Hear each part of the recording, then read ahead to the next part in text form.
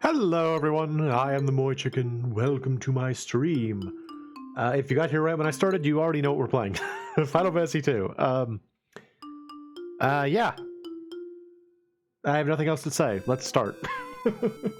I'm good at this. Alright. Yes, welcome back to Final Fantasy 2.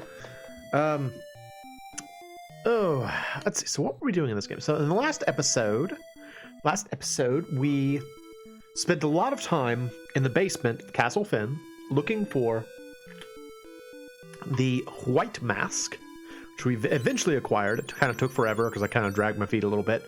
And then we went out to the middle of the ocean and we fought through a very, very easy dungeon and got the black mask. And so now we are ready to delve into this cave, which is near Mysidia, which we came to once before, and I didn't spend too terribly much time in here because there are Malboros in here, or rather Molebors. And they're scary. They are always scary, every time. So, yeah, we're afraid of them. But yeah, we're here. I think the idea is that we're here to find the crystal rod, because we are still trying to figure out how to get into Mysidia Tower, which is supposedly where Min is, and also is where the Ultima spell is. And we want Ultima. That would be great. So, trying to get that. Ooh. And I'm starting early because I set up my equipment early, and then I got lured in by the appeal of equipment being ready already, and I'm like, I'll just stream. Why not? We're going to fight something in this room. Oh, this is a terrible room encounter. I don't want to fight 3 of these guys. Oh, goodness. Add blink, maybe, and we can avoid some stuff. I don't know how, like, sturdy Molebors are. I know that they do status ailments on touch, unfortunately. And they've got little tentacles and big toothy maws and so forth and so on, and I did a ton of damage to him just there. Bit surprised about that. Oh, Layla's HP right now is lucky. If this were a Final Fantasy 7, I think that's... Is it? Do you have to have 7777 or is it just 777? I can't remember, but in Final Fantasy 7, there is a thing, I guess, would be the best way to describe it, wherein you can, if your HP is 7777, the game, I think the game puts you in berserk mode and like gives you a huge boost to like your speed and your attack for like one battle. And supposedly there is a way to like set it up so that you always get that, but it's very tricky and involves much wrestling with HP ups and such. So I've never actually seen it, but come on, Molebors, stop that. Well, all right, Ed. Nobody else could do anything, so start using holy, I guess. Our party in the front's just kind of gonna be hanging out with these Marlboros, just kind of like touch them with their creepy tentacles. Creepy tentacles. Do you? All right. Here's a question. Here's a question for Final Fantasy players out there. Do you think of Marlboros or Marlboros as animals or plants? Because I feel like I could see either one, really. They're kind of like it's pretty easy to get to figure out the animal side, because they're ambulatory and they've got mouths and eyeballs and stuff like that. But there's also something very plant-like about them, I think. You know, they kind of look like a horrible future incarnation of like a Venus flytrap, and they've got like big like tendril-y things. I don't know, and they're always green. You find them in forest areas a lot. I could really see it either way. I'm not really sure which is which. Either way, we're going to kill them. They will be murdered. She is still paralyzed. Poor girl has been paralyzed this entire time. She really did not enjoy that bad touch from the mole boar. Pretty sure plants? Interesting. Yeah, again, I could kind of see it either way. Tobacco? Yeah. I mean, I think the Marlboro thing is a reference to the fact that they get like bad breath in later games. Although in this game they don't actually have the bad breath, so I'm not sure about that. Also, hello Cyber. Welcome. Good to see you. I got dinged up pretty badly there. Let me cure myself. Actually, let me just put myself in the back row, and I will cure myself in the next fight. Yes. Good. Yeah, I want to make sure I got in a stream tonight because I think I mentioned it before. I will actually be out of town starting tomorrow until the end of the week, and so I will not be around for Thursday's stream. I can't say why, but I feel like there's a game that specifies them as plants. Interesting. I wonder which one it would be.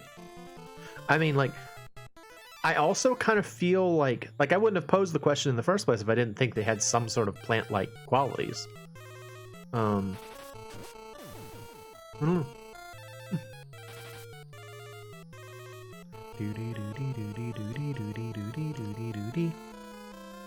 It's also sort of interesting to me that we're fighting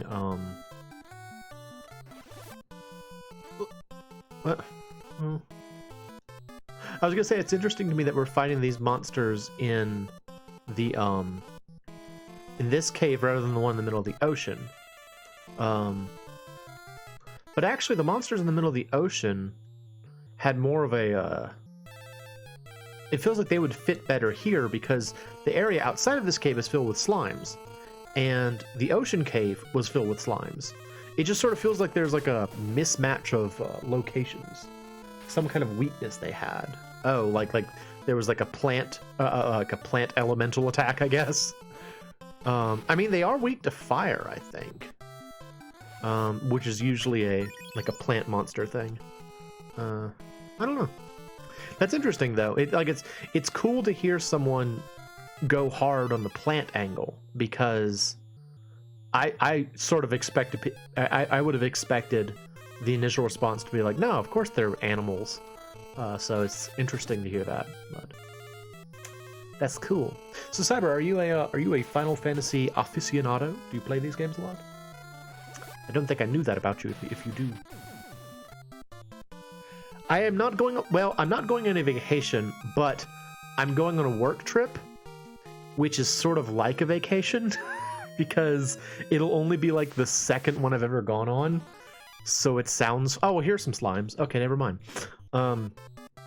It sounds lame, but I'm actually kind of excited about it. So I'm going to Albuquerque. I have to go out there to see a warehouse. I have to go to a warehouse in Albuquerque. And I'm excited about it, actually. So, but yeah, it's a weird thing because like my boss had us all get on like the same flight for it, and the flight isn't until like 5:30. So I'm just gonna be like chilling for most of the day. Like I'm not gonna do anything at work. I already packed my bags and got my Uber ready, so I'm just kind of like just gonna hang out really most of the day tomorrow. Be a very strange work day.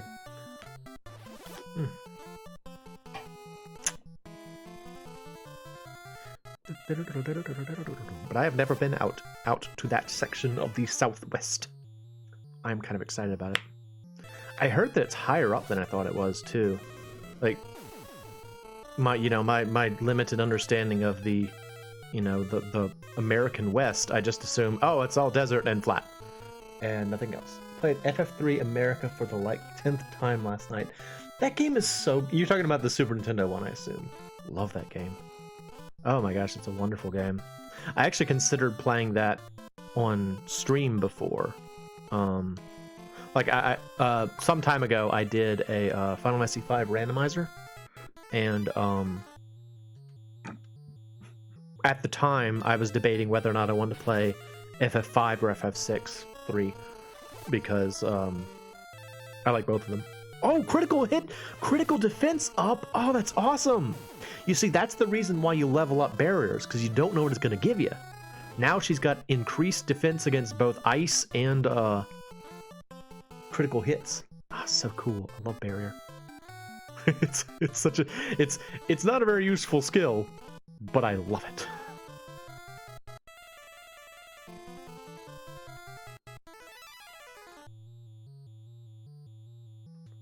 But yeah, FF3 is good. Love that game. From what I understand, that's a very American perspective too. Like, apparently FF6 3 is like not that beloved in Japan, from what I've heard. But I think it's great. I don't know why. It's just like, I don't know why it's not as popular there. It's just maybe one thing about it. I do remember I have a friend who the first time he played FF3, he didn't like it because of the color palette. Like, he was like, this game looks really like drab, and compared to like some other games on the Super Nintendo, it's like, oh, this game's so like dark and drab and like, you know, desaturated. I could get that. You know, if in your mind you associate the Super Nintendo with like really bright colors, which matches, you know, there are a lot of bright colors in the system, then I can understand the idea that that game would be like, oh, well, this one's gloomy, I don't want to play this one. I think it's great. It's a good game.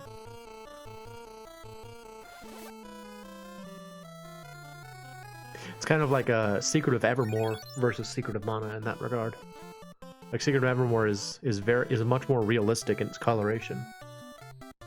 You went to Albuquerque once. Desert isn't your thing, but liked it more than you expected. Nice street art. Well, hopefully I'll get to see some of that. I know, like, we're getting there.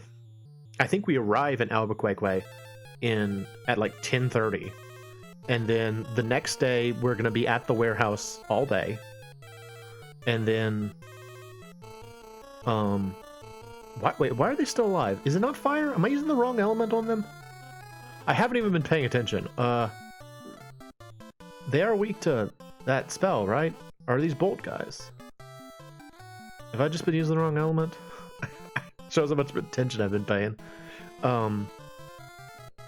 Anyway, yes, so we get there at 10:30, and then we're gonna be at the warehouse all day the next day, and then we leave in the morning on Friday.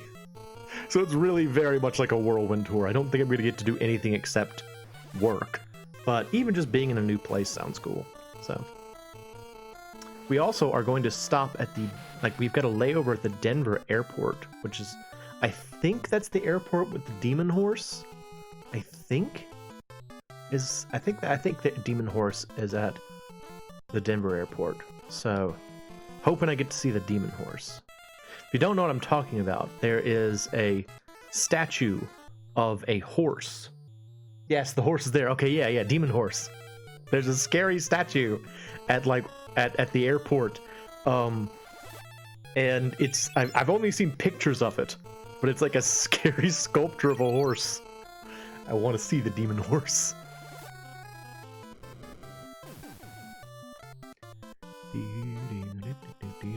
yeah, I mean, we're doing damage to these guys just forever, for whatever. I thought I'd take them out with like one shot with the fire spell, but no. No such luck. So what brought you to Albuquerque, Cyber? And yes, I'm going to continue saying it that way because it makes me laugh. I like saying Albuquerque. Was it work like me? Most of the demonic murals have been removed. Wait, so there were other demonic murals? Okay, so the only thing I know about the horse is that like it's a large sculpture of a horse that's like scary for some reason. Like the picture I saw of it is there was like a thunderstorm and like it was like underlit, so it looked really scary. But honestly, I don't know too much about what makes it like a scary demonic statue.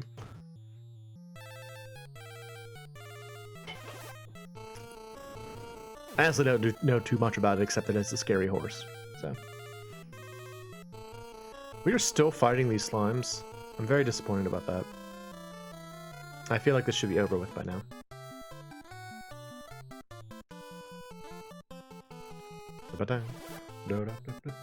There's some people hard on the Denver International Airport NWO conspiracy theories.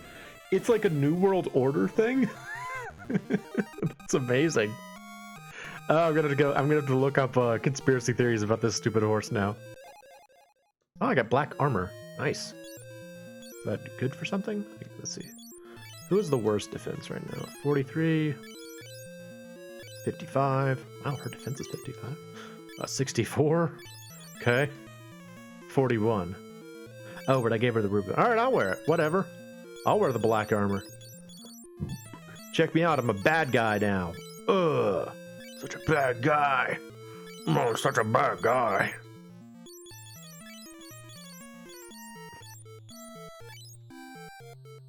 Keep on the ruby. That's really funny though. I love the idea that people are like, this horse is a symbol of the New World Order. The new demonic horse world. Whoa. Alright, yeah, I still have not managed to heal myself because I've been having to come in for fire duty for a while. Alright, kill the Marlboro while it is still out of range, please, friends. Yes. Chop chop. Oh, it's dead.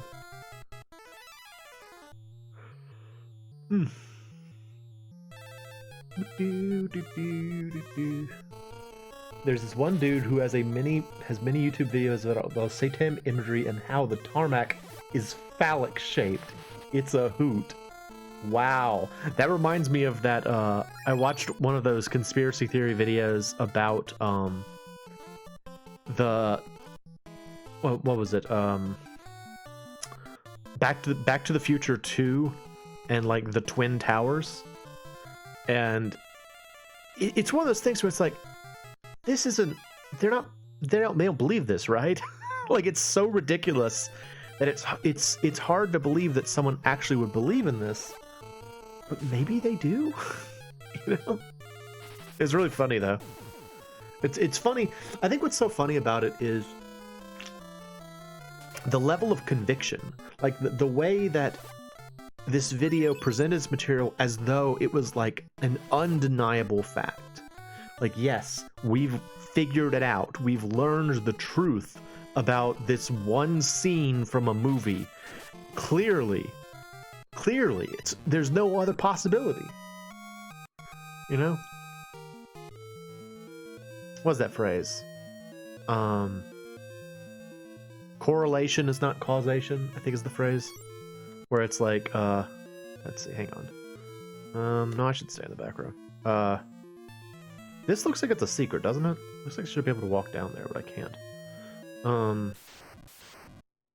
Yep, yeah. I don't know. I mean, I guess, hopefully they have fun with it. You know, hopefully it's like people having fun with these terrible conspiracy theories, but reptilians and such. You know what it's all like? What it comes from is this, and I can certainly sympathize with this. That desire for there to be more interesting things in the world. You know, You're like, no, I want the world to be more like fun and interesting than it appears to be at first glance. It's like I want there to be like secrets to learn. Like I remember when I was a little kid, I used to be in like a like in elementary school. I was in one of those like accelerated like learning things where they like let you they basically let you go to another classroom once a week and like have fun with like math toys or whatever. And one time when I went there, they had like this. It was like a book. It was supposed to be like a puzzle book kind of thing, and so the whole book was full of like different mind games, and it was framed as though it was a treasure map, kind of like if you understood what the book was trying to tell you, it would lead you to a great treasure, and no one's ever found the treasure before, stuff like that. And just like I wanted that treasure. It's like I wanted it so badly. I'm like, oh my gosh, I want the treasure. It sounds awesome. And I didn't ever find the treasure, but it was cool anyway. I was really excited about it. I wish I could find the book again because I'd love to like actually try and figure it out. I think I told y'all that not too terribly long ago I did one of those escape room board game things. That was really fun. I really enjoyed that. I actually missed out on one of them recently. Like they had another one of those escape room days, and like I found out like I think the event was at like 1, and that was a day that I had like trouble sleeping the previous night, so I woke up at like noon. I'm like, okay, yeah, I'm not going. I can't make this. I'm not gonna make it. But I did buy some more. Like I bought after I did the event. I went out and bought some myself, and they're just hanging out in my closet, trying to decide when I want to actually get started on those. It sounds fun. Have you ever done any sort of escape room stuff, Cyber? You ever gone out there and tried to escape from a room? Like for the longest time, I didn't even know it was like a. Well, let me put it this way: I had heard of escape rooms like the in-person escape rooms, and then someone pointed out to me that like there are a lot of video games that have escape room elements, and once that was pointed out to me, I'm like, oh yeah, there are actually a ton of video games that involve you just like getting out of a room. I just never really put together that like the two things were related in any way. It was a big shocker. I was like, wow, that is an escape room. Amazing. Like one of, I guess you could say it's like a guilty pleasure game. A guilty pleasure game that I have played that is an escape room game is this game called Prison Princess. It's a rather horny game about you play as like a disembodied spirit of a former hero who died on his journey to defeat the demon lord, and you like went and apparently after you died, the two princesses of the kingdoms of Arya Zaza and Zanji Zed, two totally real places, were kidnapped and brought to this castle, and so you as a ghost go to try and save them, and you can't, since you're a ghost, you can't actually like physically interact with anything, so you have to like tell them what to do. And yeah, I mean it's stupid anime horniness, but it's also fun. It's also like a fun exploration, like discovery game, and so yeah, I really enjoy playing it. It's also not too terribly long, which is one nice thing about it. Like it's engaging enough in terms of like the various puzzles, but I would say in total there's probably only like 6 rooms with a variety of puzzles in each one. Shaking your head, don't do that. Don't do that. It's so much fun. You just escape from a dungeon and they're boobies sometimes. So you haven't done the escape room thing? No, I've still did. I think a D&D group did a home game version once. Yeah, the home game version. Like that was another thing. I wouldn't have guessed, in the same sense that I wouldn't have guessed that there were video game variants of a escape room. I wouldn't have guessed that there's a board game version, but there is. I don't know. It's all fun. I think the thing that I like so much about it is just the idea of like those environment. Oh, these things have petrification breath. Why though? Don't do that. Yeah, just that idea of like you just have to like figure like you're like immersed inside of a puzzle. You know? It's like you're in a puzzle and you have to like, you know what it's like? It's like a real. I'm just gesturing at the screen here. Sorry. It's like being in an adventure game. You know, like getting to play an adventure game in real life. That's awesome. I love that. And you know, because you gotta like find items and they're like inventory puzzles and stuff. It's awesome. Really enjoy it. I want to do another one, but that was another unfortunate thing is that like the group that I did the previous escape room stuff with, they do something every 2 weeks, and unfortunately for me, their next like in-person event is going to be on the 31st, and I will be out of town for the 31st, so I don't get to do it. Boo. Boo. That's a shame. I'm gonna be up with my sister's family. We just go. Oh, don't petrify people. Stop it. I have to leave now. I don't think I have any golden needles.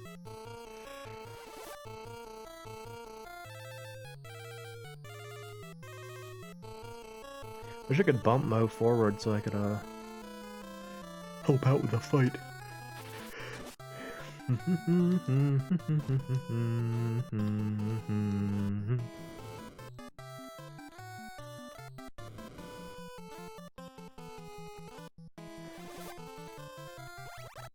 Sorry, spacing out there. Sorry about that. So how are things going for you today, Cyber? Are you having a good day? Are y'all getting cold weather where you live yet? We've got a little bit of a cold snap going on right now, which is I'm very happy with. I do so enjoy the colder weather. It's very nice. I know not everyone does. I tried wearing a the other day, like a couple of weeks ago, actually. Spacing out too. That's alright. It's fine. Space out as much as you want. You're in a safe space. Do I have any golden needles? There's one. I have a golden needle, but only one, so Ed gets it. Yay! Ed gets the golden needle. Ed, can you heal her yet? Heal. Nope. Alright, warp us out of here. Warp us out of here, Ed. Yep. What was I talking about? What was I talking about? Oh yeah, colder weather. So, some time ago, I went over to, like, one evening I went over to the mall, because, like, I was like, is my attire too sloppy? Like, I've been looking at myself in the mirror, or, like, in windows and stuff as I was at work, and, oh, you got a touch of snow. Fancy. Fancy. Touch of snow. I haven't gotten any of that. Hope to get some this year, though. That's one thing that's a little bit unfortunate this year, is that I'm going back to my parents' house in Alabama for Christmas, which is fun. I like that part. But what I don't like is the climate of Alabama, which will probably be in the 70s or 80s. So it's going to be a warm Christmas for me, which is not too much fun for me, but I do so enjoy being with my parents, so I will not complain too much. You biked 5 hours today? Whoa! That's awesome, though. Congratulations. That's a lot of work. I'm not surprised you're zombified, though. I don't think my legs would work at that point. That's cool, though. Where did you go to bike? Like, is there like a trail or something you rode, or did you go on the streets, or what'd you do? Was it for leisure, or did you have some reason to be biking for a long time? Zombies. Guys, no, not right now. Not interested. We're trying to get back home. Layla's a statue. We're just dragging her through the woods, which is honestly a pretty funny image if you think about it. You have a nice trail nearby. That's lovely. The place where I live, like the city I live in, has like trails everywhere. Like I see them all the time when I'm driving around, but none of them are near my house. You're training for a race? That's cool. I didn't know you were like a bike racer. It's great. I have my friend who talked to him a bunch. He lives in Alabama, and he got married. Was it earlier this year or last year? I think it was earlier this year. And his wife, now seems weird to say it that way, but his wife is a former like bike racer, and I just remember thinking, it's like, that's cool. I've never known someone who like races bikes. So cool. So what kind of a race is it? Like, is it like, do you know the length? Is it like a, I don't know, what's a bike length? Not 5K, 25K? An alley cat race. All right, what pray tell is an alley cat race? Never heard of that. Sounds cool.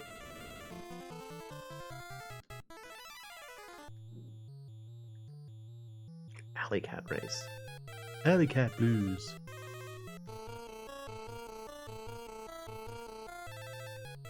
Only a third.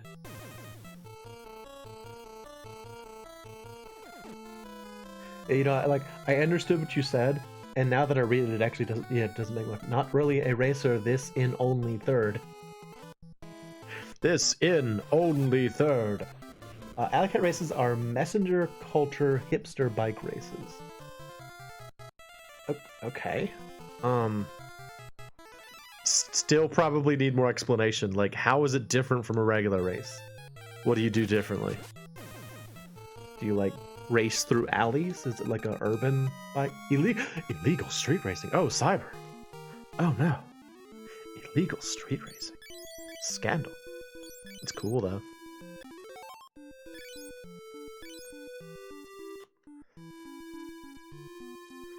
What is one of my friends a bad guy? Cyber, are you a bad guy? Oh no. Oh no.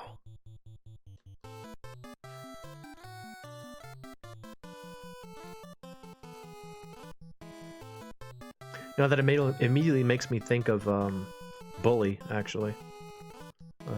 Bike racing and that. For all that, I don't know much about Bully, honestly. Like, I know that Ian played Bully on his streams at one point in time, but I have no connection to the game, and so like I didn't really watch much of those streams, and so like I know of Bully, but I couldn't tell you anything about Bully really, except that Jimothy Hopkins is in it. I know that much. Heal her.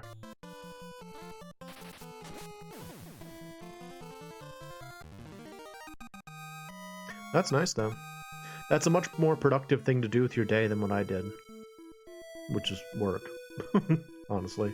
Work and getting ready for my trip. The format can be different, but usually you're given a delivery manifest with several locations to visit. Oh, that's so cool, though! Dude, so it's like you're a mail carrier? And you're trying to find like the most efficient route? That's really neat! Oh, I like that. What a cool idea.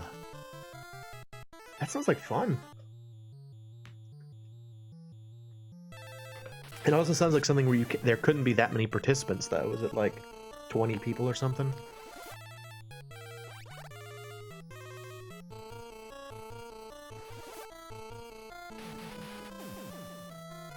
Do you actually have to deliver anything, or is it just like a list of places you have to go? If you actually had cargo, I could see that making it a lot more difficult, but each location you might get a bulky package, or you might have to chug 40. This sounds like a fun thing to do. When is the actual race?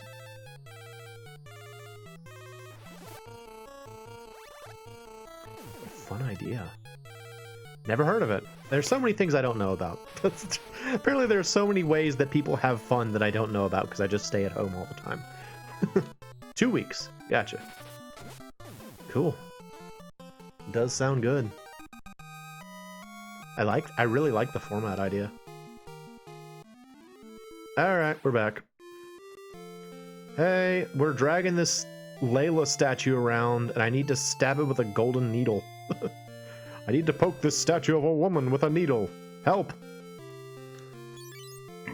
Let's see. Why don't you take this? Yeah. Why don't you take... This wasn't good for anything. No.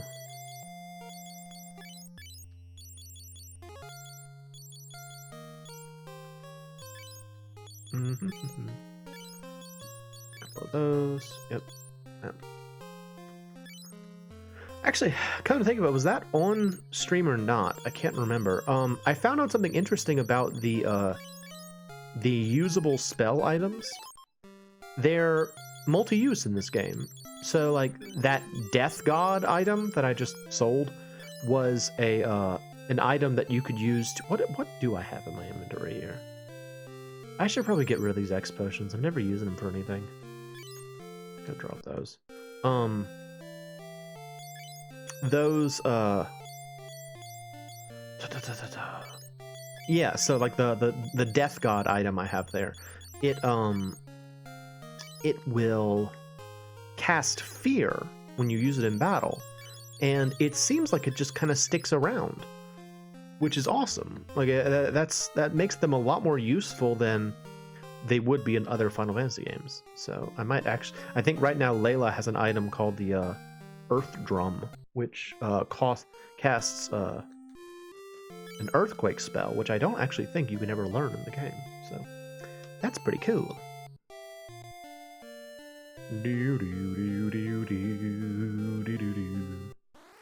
Alright, back we go. Hopefully she will not get petrified again.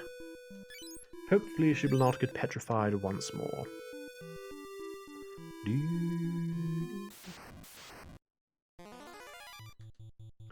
How are you, gentlemen?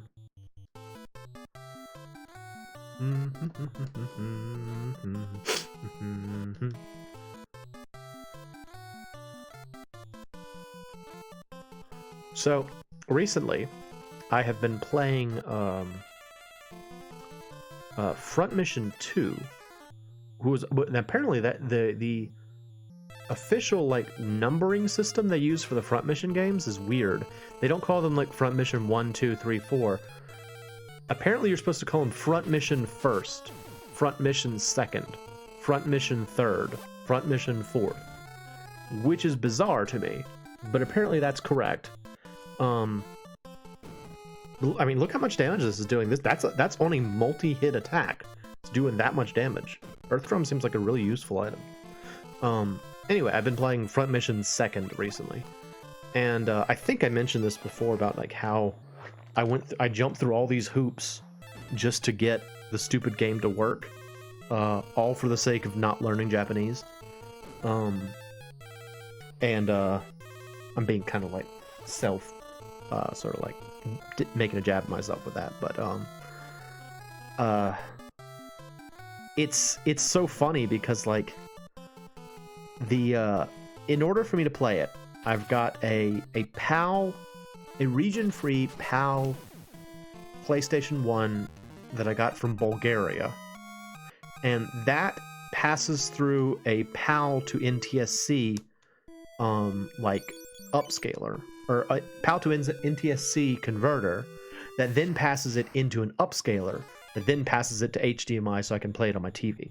It's a lot of trouble to go through, and the most frustrating thing about it is that like somewhere in the process it like loses a it loses one of its like part of the visual fidelity, and so like it loses the green basically. So like somewhere along the way in the whole process the green gets taken out of the or not the green, the red signal gets lost somewhere along the way, And so there's like no red on the screen, and there's like weird lines anywhere that they're supposed to be red. So it's like, it's really a lot of trouble to go to just to play this one game. But I've tried multiple like upscalers, and they all lose that same signal. I don't know. The only thing I can assume is that it's actually coming from the system itself. Something about the system itself is losing this part of the signal. So that's a bit of a bummer. But anyway, yeah, so from mission 2, or from mission 2nd, which still sounds weird to me, apparently, like, I guess let me back up. If you don't know anything about the Front Mission series, I'll go ahead and explain. Front Mission games about giant robots fighting each other. And, wow, that does a lot of damage. Very helpful.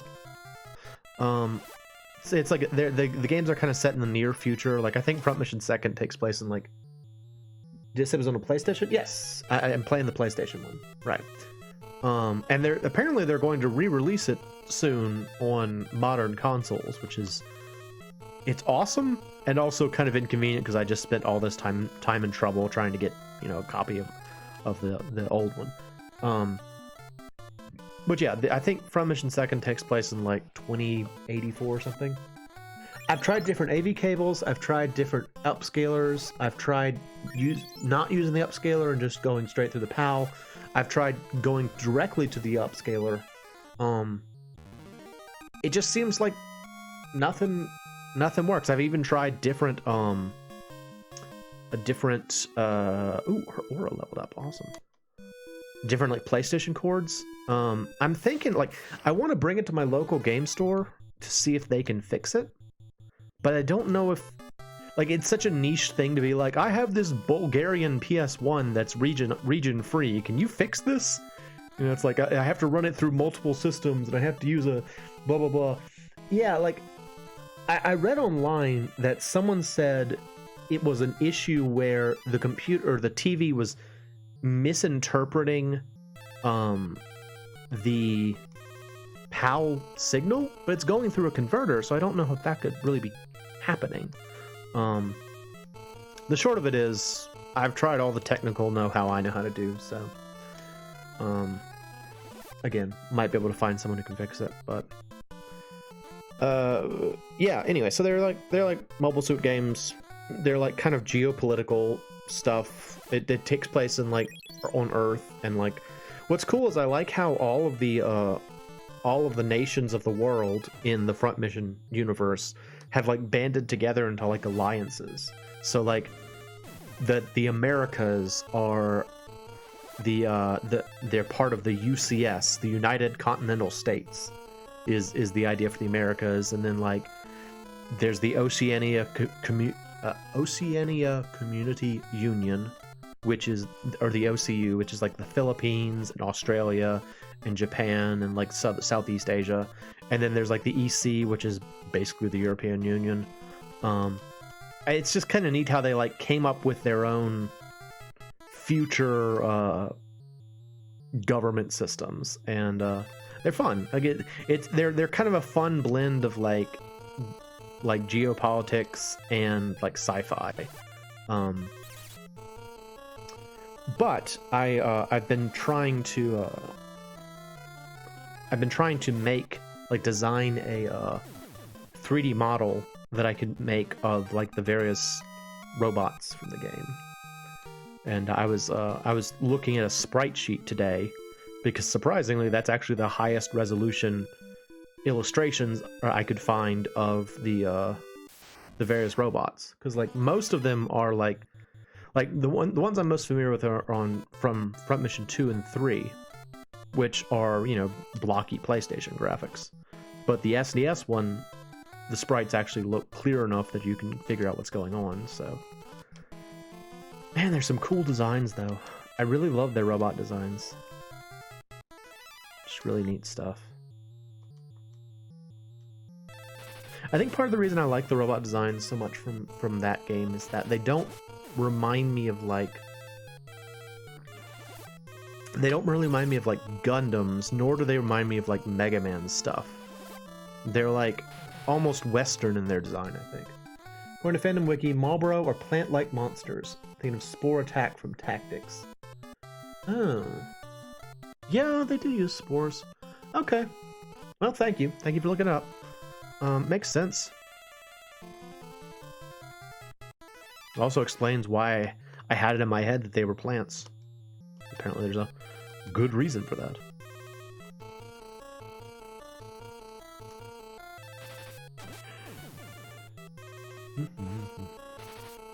Oh, so one thing that's kind of funny about the robots in Front Mission 2 as compared to Front Mission 3.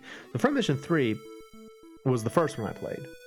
And in that game, the robot combat was sort of what you'd expect. Like, the robots they were heavy and they were slow, and like everything was very deliberate. Like, if they swung their arm to attack, it was like kind of slow, but then when it struck, there was like a lot of impact behind it and stuff like that.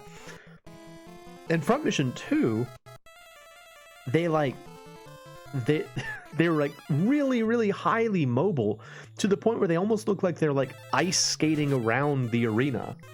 And they'll like skate around, and then they'll like pull to a stop, and then they'll shoot, and then they'll start skating again.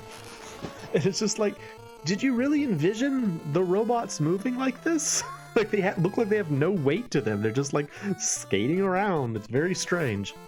I definitely prefer the idea that they had in Front Mission 3, where they were like, it's like heavy robot combat. That feels like it fits more to me than this idea of like ice skating robots. Seems very odd. Did I ever play the old MechWarrior games? No, but I have background with them because I watched people who did. And yeah, that style of play is more akin to... Oh, the sucker ran away. That's bizarre. Get out of here, sucker.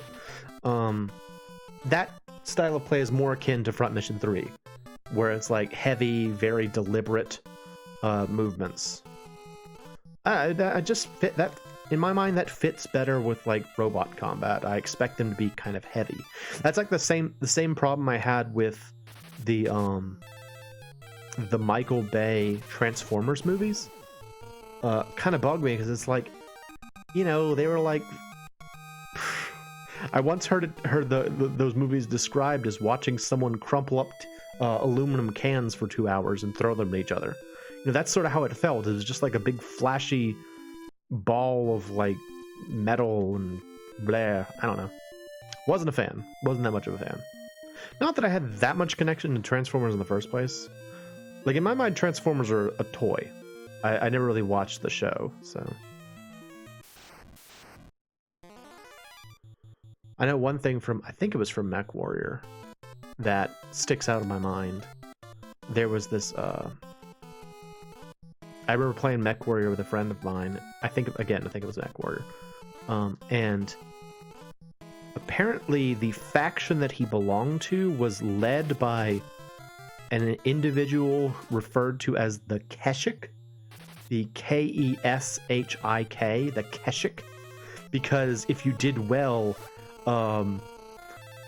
you would be congratulated by the Keshik, and if you did badly, you'd get a note that said the Keshik is most displeased.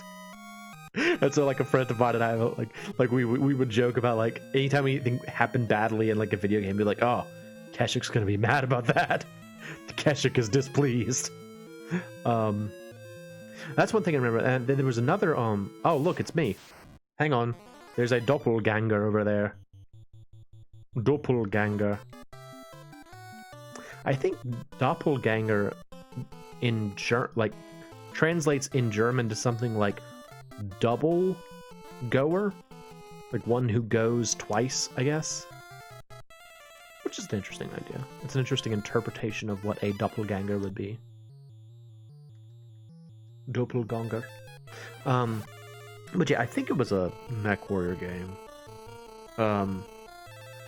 It was for the Super Nintendo, and this is when I was living this was in undergraduate college, and I was living in a dorm. And I had some... I used to joke that I had like 4 roommates for the price of 2, because I had 2 roommates. It was a 3-person dorm, and they had friends who were like always in the room. So we regularly had like 5 or 6 people in the room at all times. And try to heal her. Y'all try to heal her. Anyway, so like, yeah, one day I got home with this Mech Warrior game, and like I played it for a little bit, and I'm like, this isn't that great. And so then I passed the controller off to somebody else to play, and they accidentally opened up debug mode.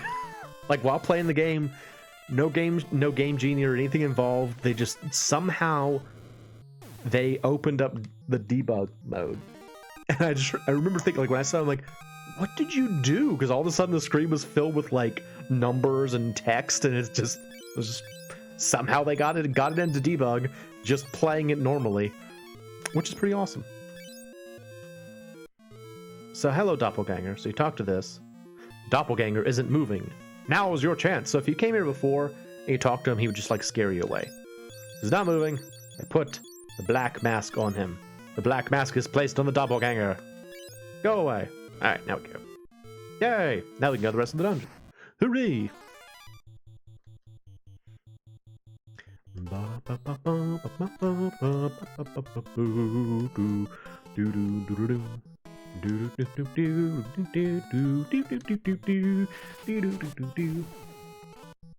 I think it was Mech Warrior. I'm gonna go look it up. It's gonna bother me. I'll be right back.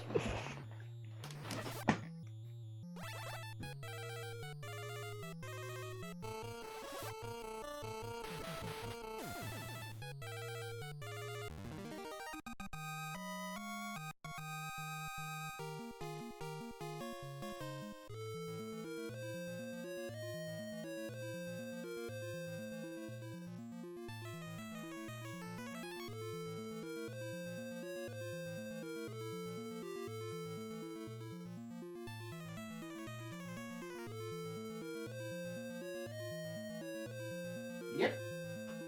Mech Warrior by Activision. Oh.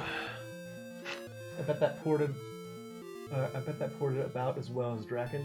Well, yeah.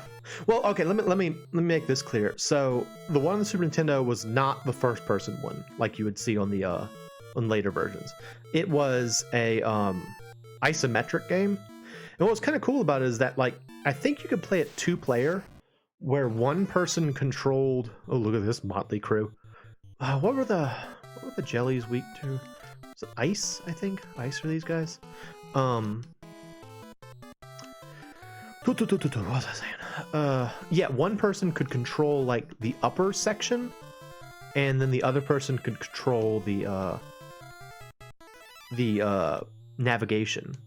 And so, like, here's a question: did you ever play any of like Desert Strike, Jungle Strike, any of those like helicopter strike games?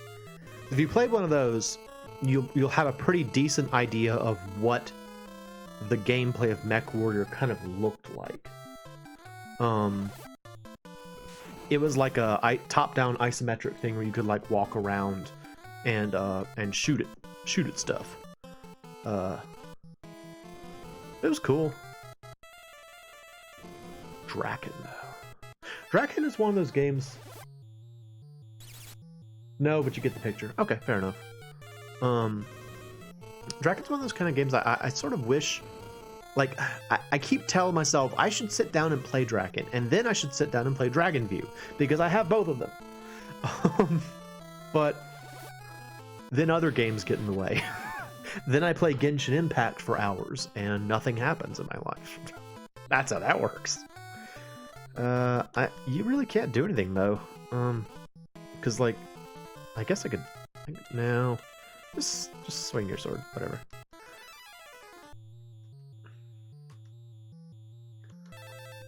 Just cast heal. Cast heal on me. Heal me. Healing song.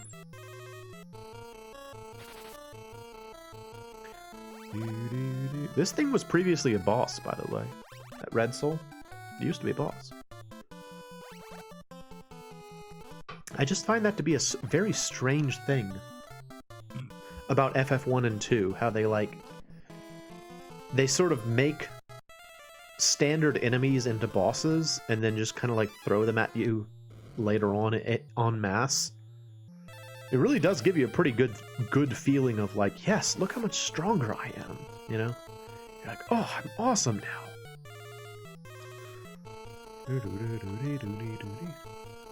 Okay. Have fun. And I hope your zombification wears off, and yeah, I'll see y'all next week, I guess. Bye, Cyber. Enjoy your dinner. Ugh. Yeah, I don't know. Like, I like the idea that in these games, they let you see like how much stronger you are by having you like regularly fight enemies like this, sort of out in the world. It's cool. It's a cool feature. I feel like it's more prevalent in FF1 than FF2, but I do still see it a lot in this. Don't peep at me, you weirdo.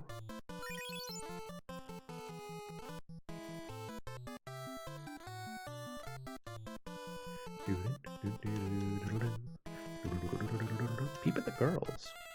Peep at the ladies. You perv. I tell him to peep, and then I call him a pervert for it. That's how you know I'm a good boss.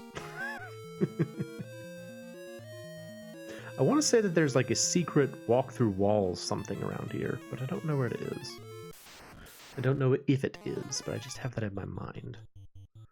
That is the case. I don't know if it is true or not. Or not. I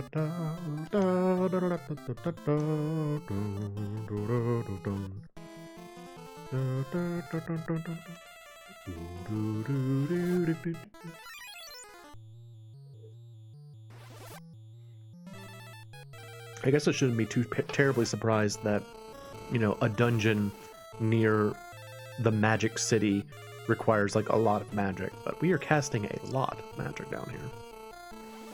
So much magic.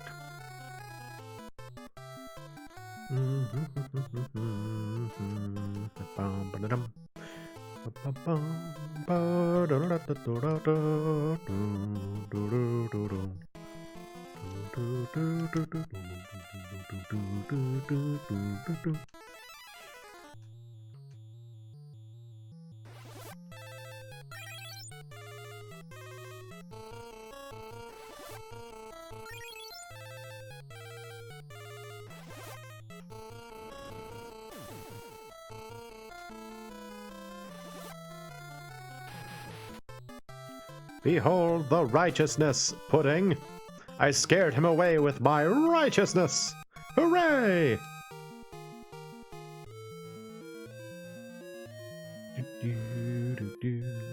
Okay. Oh, what's the encounter? Oh, a bunch of flyers, eh? Well, we are ready for them. We'll get souped up.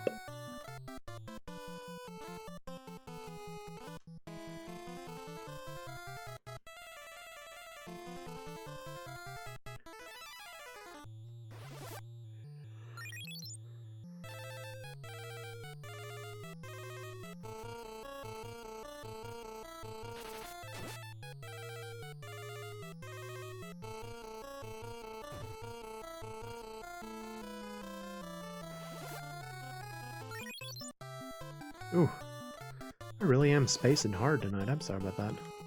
I don't know why, I just keep spacing out. Maybe I'm sleepy. Maybe I'm sleepy. I don't know. I would not put it past me though. I once again had some difficulty getting to sleep last night. Though I think I know why that was. I think that was because I inadvertently napped earlier in the afternoon. Which, you know, will absolutely kill your efforts to sleep later on. So, don't take naps unless it's sufficiently early in the day and you don't mind losing a little sleep for it. Because, well, I guess that only really matters if you're, like, old, like I am. You know, it's like if you're my age, Don't take naps early or you'll be in bad shape. Why did I cast fire on multiple targets? What was I thinking? Foolish. Fool. Did the game freeze? Yeah, sure. Put him to sleep. Whatever. Ed and I are just kind of wasting time here. Wasting time and MP.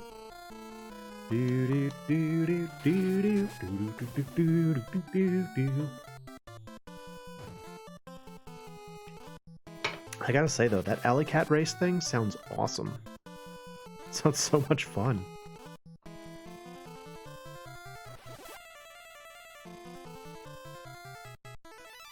I like that idea of sort of like,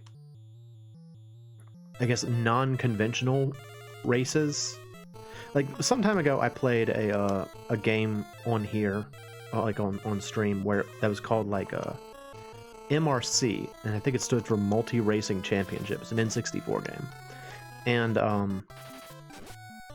it was like it was a game where you were able to kind of choose what type of vehicle. Oh, nice! Her HP went up. Very helpful. Not by much. It did go up. Good job, Maria. You were able to choose what kind of vehicle you wanted out of like a variety of different cars. So like some would be like off-road cars, and others would be like traditional race cars and stuff like that. And you were just sort of supposed to get to the end, and the course would like wind in different directions, and like all roads led to the end, but you could choose which road you wanted to go down to get there. And so like if you had like an off-road car, there was like an off-road direction you could take. If you were you know, traditional street racer, you could stay on the roads, which might be like a little bit longer or wind a bit more. I like that idea of like, you know, this is the end, just figure out how to get there kind of thing. I think it's a cool concept for a race. Like I remember there was a short arc in the manga Hayate no Gotoku that was about a race sort of like that. Like it was like a school marathon, and they called it the freestyle marathon. And the reason for that was that you were expected to try to find shortcuts to get to the end faster, and like the challenge of it came from finding shortcuts that were not, you know, too taxing, but also still got you where you needed to go. It was a neat idea. I don't know, I think it's cool. I feel like I've never actually participated in anything like that, so it's cool to hear that someone I know is doing that.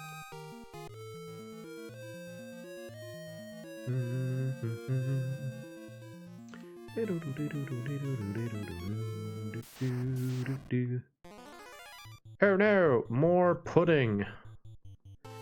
Kind of getting sick of fighting pudding, honestly. We're fighting a lot of these things. Like, having to cast spells on everything is kind of a little bit of a nuisance. Like, I like being able to kind of sometimes cast spells and then other times do other things. But this dungeon, it seems like it's pretty much just nothing but casting spells, which can be very tedious. Quite tedious indeed. It doesn't help that I'm sleepy though.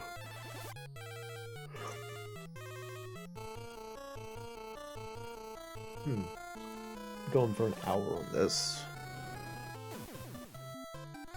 Would you all be interested in me switching over to another game for a little while? I'm kind of feeling like I sort of feel like I want to play another game during the stream, maybe. Like maybe we can get through this dungeon and then play something else. Shall we down? Trying to think, what else would I want to play? I don't know. I'll go look at my wall and just pull something off.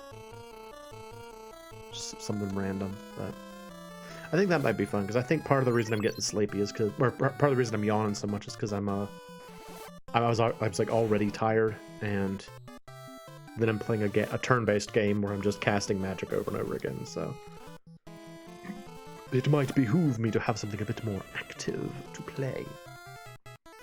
And I've got plenty of NES games. So it's fun to try them.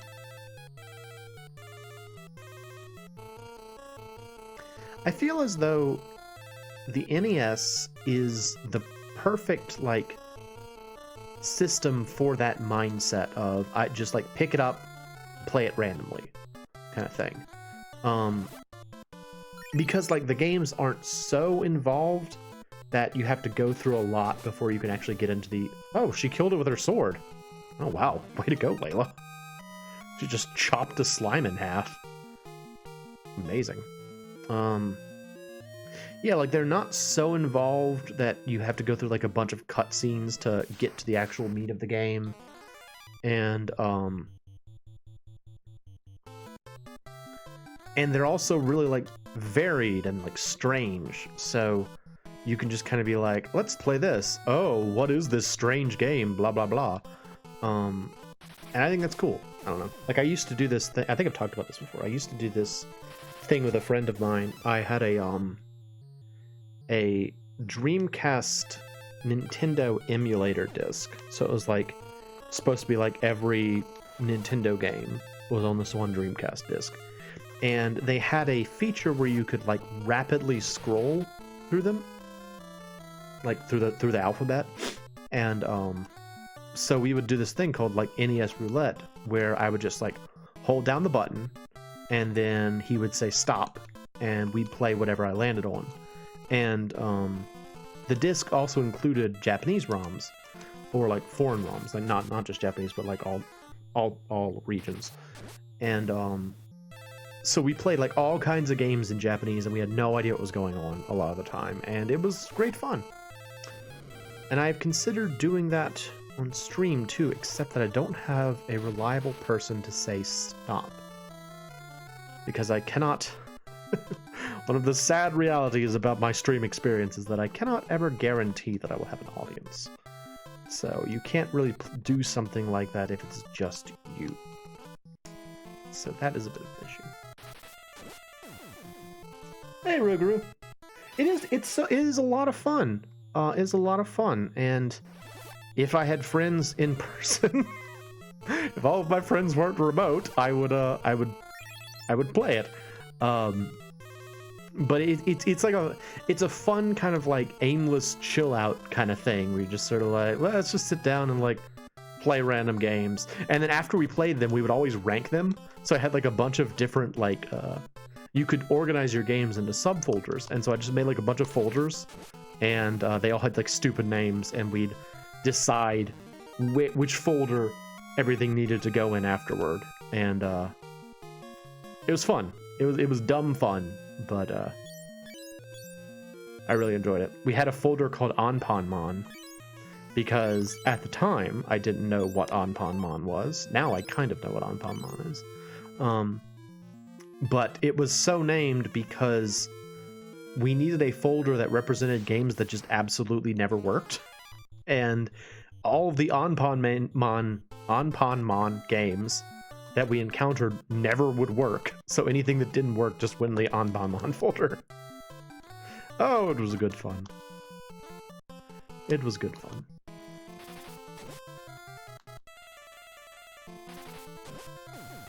Also, welcome, Ruru.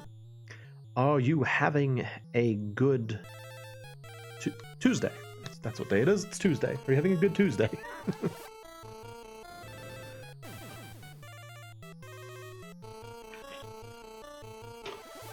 Ruguru is... first of all, I don't even know I'm saying that right. I see that it is nice and cold, so a good one, definitely. Awesome. Yes, I was talking about how it's cold where I live, too. Love when the weather starts to get chilly. It's wunderbar. I see you've got, like, the... like, Garou. And that makes me think of...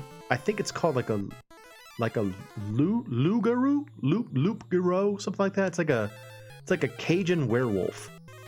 Does your name have anything to do with Cajun werewolves? Please, tell me about your Cajun werewolf heritage. I must know. Like, I remember there was like a Let's Play that Spoonie did many years ago of, like, that's exactly what it is? Oh, dude, really? Wait, I thought... Well, so I thought that was spelled... where did I get Loup-garou from? I know. Is it? Well, so is a Rougarou different from a Loop-garou? Loop-garou? Am I saying it right? Loop-garou? Loop? I don't know. All I know is it's some sort of werewolf. But that's awesome. I can't believe I guessed that. So good.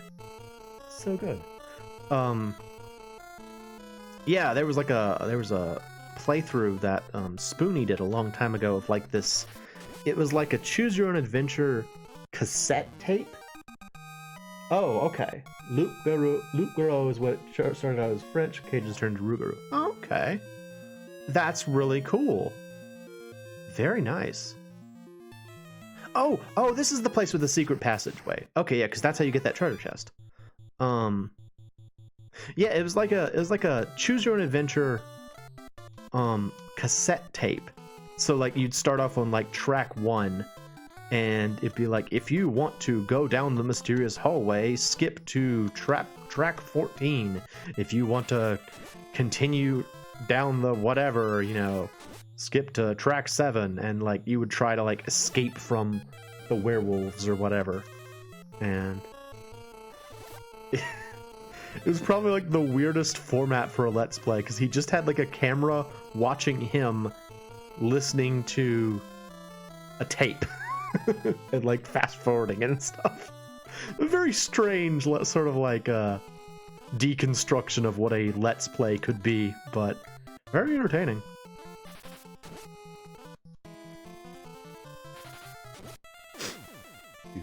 Riveting. I mean, it was genuinely very entertaining. It was just sort of a bizarre concept. It's like that one time that, oh, her brain got smoother. Curses! That one time, Pro Jared did a Let's Play of scratch-off tickets. I think it's here somewhere. Like you walk into a wall or something. I thought it was... There's a secret somewhere. Where's the secret? No, there's a secret somewhere. In that wall. Somewhere in that wall. Burn that Marlboro. Now that we know it's a plant, I'm going to start using fire on them.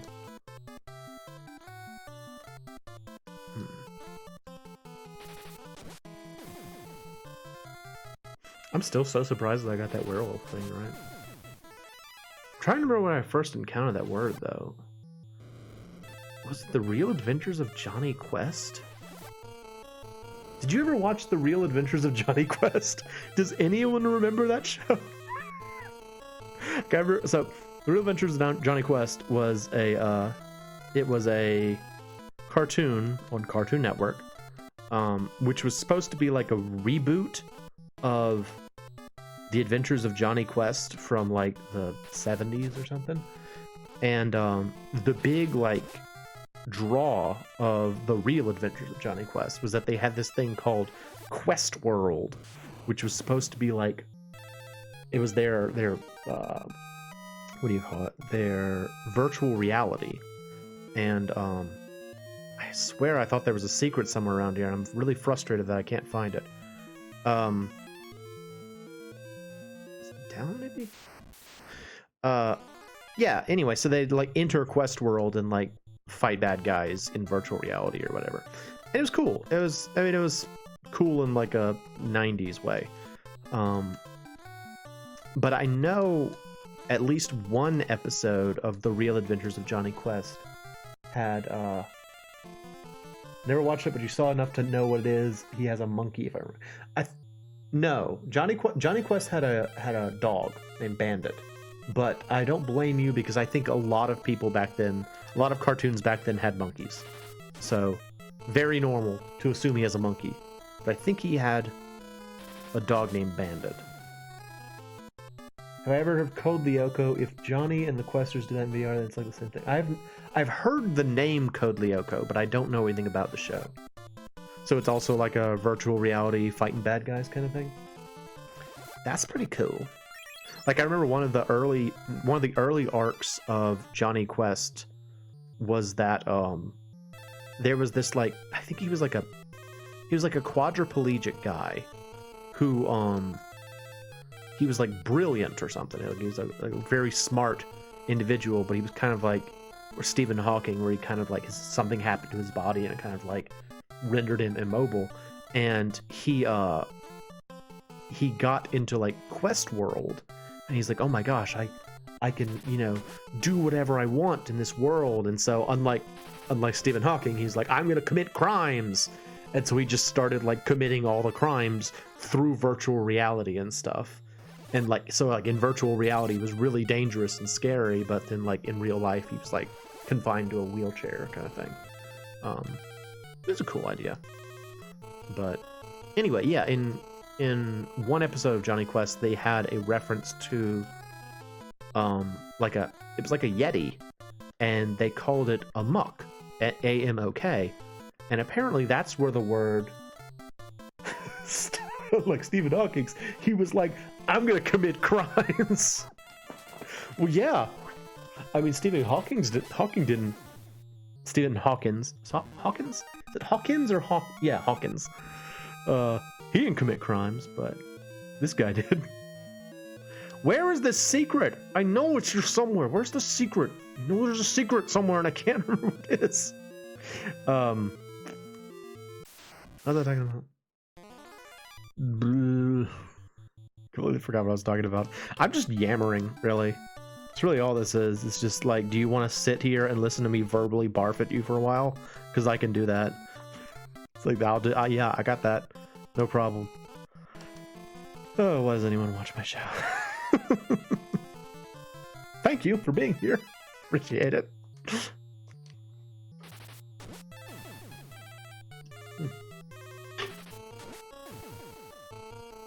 Yeah, but apparently the term amok, as in like something has gone amok, is well thank you very much. I'm glad to hear that. I'm always happy to have people here.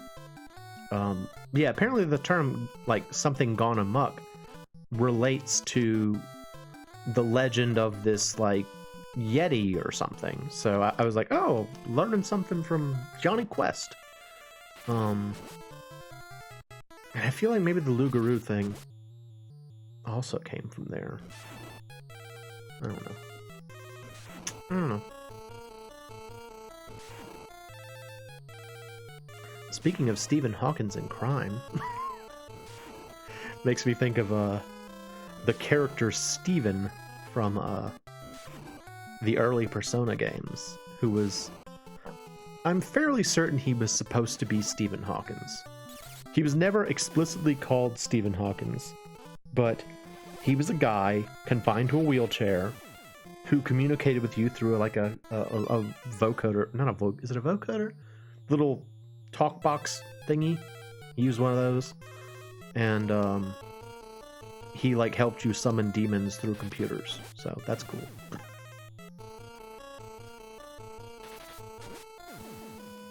Into the universe, if the universe is demons. Demons. Alright, where was it going? It's going up here. I can't remember how deep this dungeon is. Power staff. I've already got that, though. How do you get over there? Oh, it's gonna drive me crazy. I can't remember how you do it. Ugh. I don't want to fight you guys. Can we just leave? I don't want to fight slimes. Yeah, let's just leave. It's tedious. It's tedious fighting slimes. What did I just say? Just said it's tedious fighting slimes, but we're new slimes. We thought you might want to fight us. You know, because we're different. We're different slimes, right? We're cool. We're cooler than those other slimes. You'll die like the rest, slimes. You can't convince me that you're cool, slimes.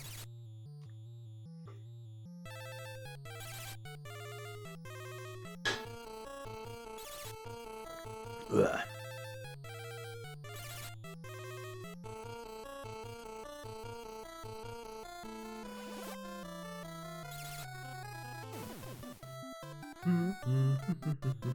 I'm so low on MP. I'm genuinely surprised that Maria and Layla haven't gotten much HP, haven't gotten many HP bonuses in this place, but nothing's really. Let me backtrack that. nothing here is really dangerous enough to warrant it. Like none of I really thought the cave with the Marlboros would be a lot more dangerous than it's proven to be. But no, you're not that bad.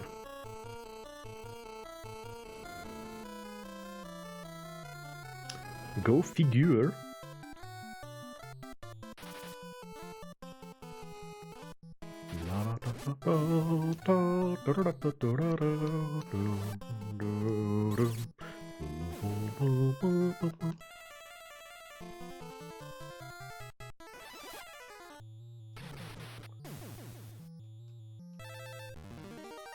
I mean, I guess I might as well put Moe back in the front row. Power down, soul up.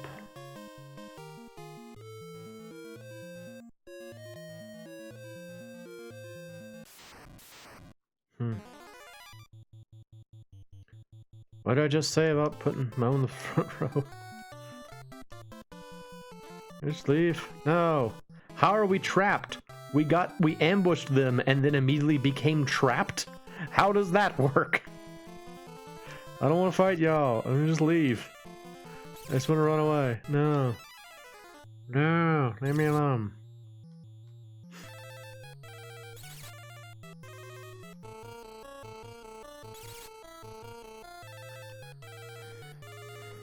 Ugh.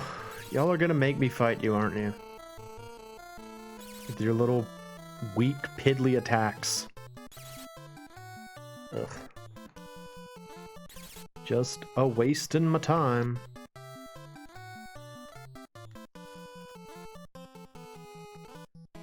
Yeah, okay, fine. We'll kill you.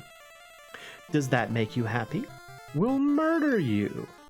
How's that? Do you like being murdered? We'll handle that for you. Don't you worry. Death will happen shortly. Because you insisted on it.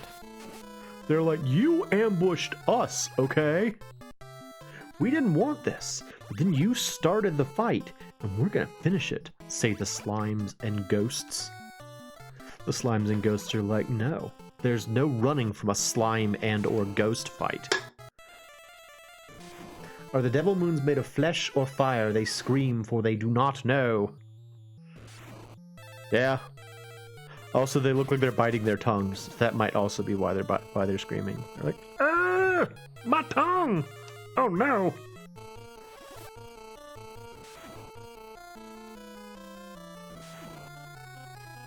Take that. Put that in your pipe and smoke it with your burned lips. What a waste of MP. Magic.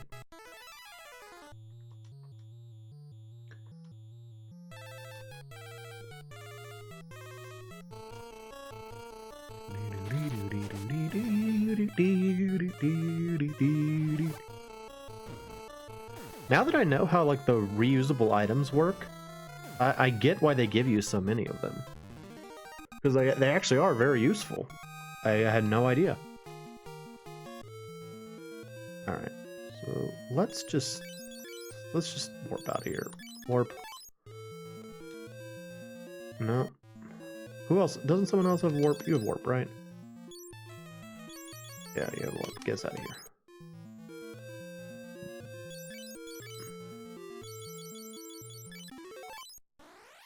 Okay. Go here. Use our cottage. Good deal.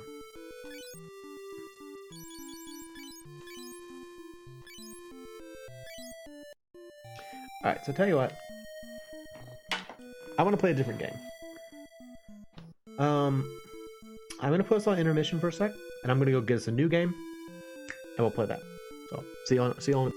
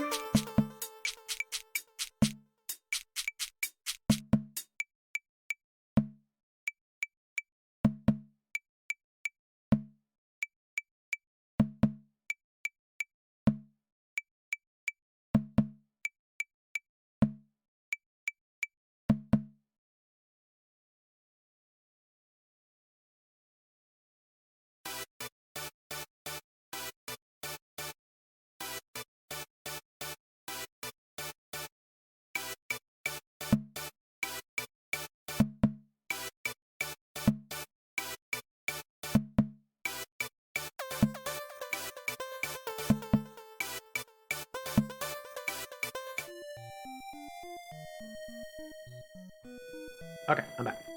I got us 2 options here. I have Bionic Commando, both for the NES.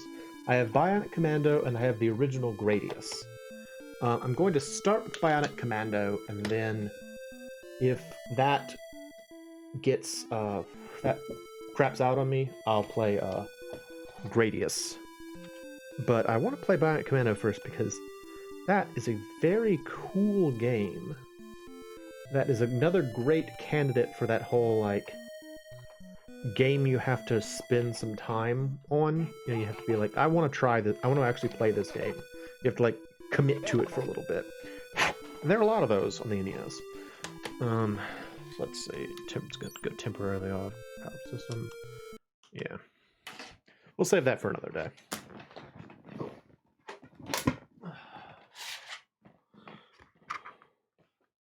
Honestly, I think what's really just been slowing me down so much in these dungeons is that I'm still trying to do that thing where I train my characters, because you do need to do that, but a lot of the time these dungeons just, like, they're just kind of a grind otherwise.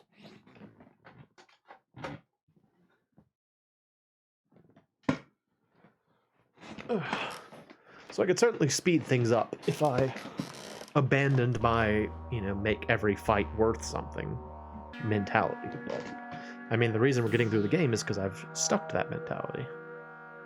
So I say. 1 cartridge.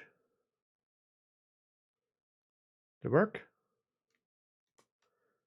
Doesn't look like it.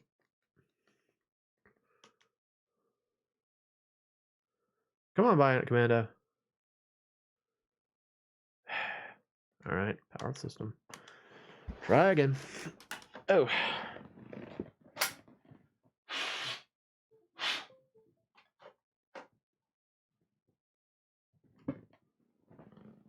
Oh goodness, what was all that? Y'all still hear me? Yeah, it's still coming across. Oh, is it? What's going on here? What's going on here? Capture card, work. Capture thing, what happened? What happened? Elgato says no. Activate.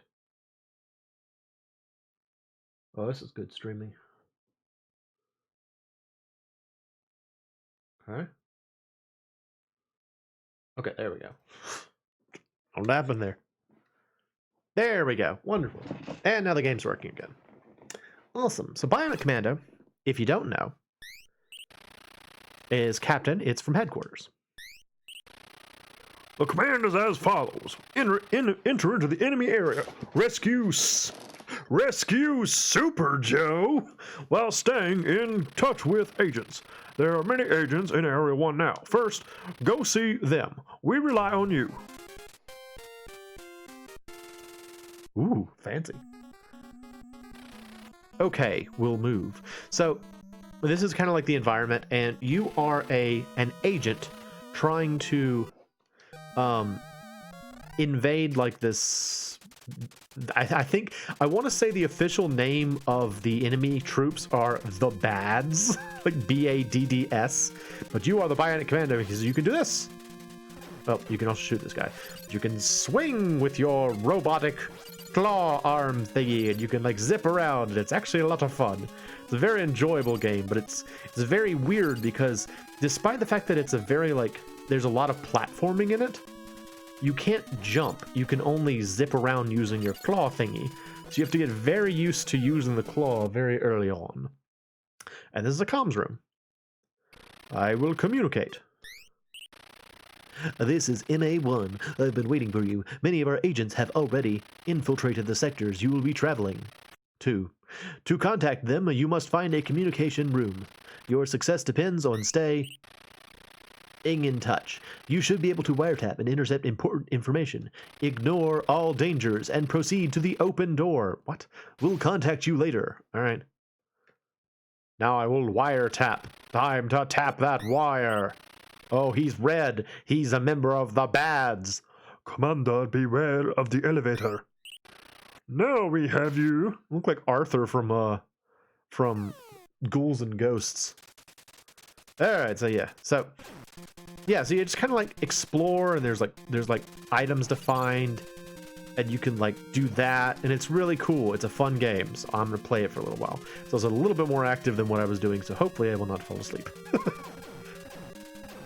Get out of it, you. It's also got that good Mega Man-esque Capcom music that you can hear. Alright.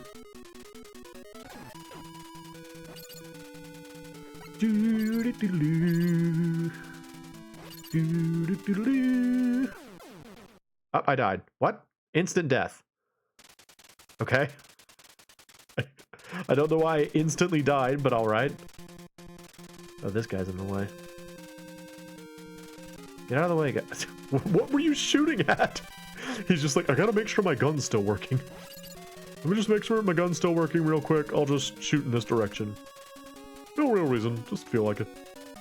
So an interesting thing about this game is that the original version of it, as is actually the case with like a lot of NES games, was about Nazis. Yes, it was another World War II game. You were the Bionic Commando, and all the bads were Nazis originally. And in this, they're just generic guys in red, named the Bads with 2 Ds, which is so hilarious. But yeah, this game's original title is Top Secret, I think it's Top Secret: The Revival of Hitler, and the game is actually about the Bads, who I guess are neo-Nazis, are trying to revive Adolf Hitler to take over the world, and you are the Bionic Commando, and I guess it's like the 1940s, and you're trying to stop them from reviving Hitler through your bionic powers. This is a silly game, so we're going to play it. Let's see. Alright, so one other thing that's kind of a little bit troublesome about this game is that parachuting into a cave. What? What, sir? Can I enter this? Oh, I thought I could go in that door. That one didn't land. He just kept on going. Yeah, like you have to kind of be careful with how you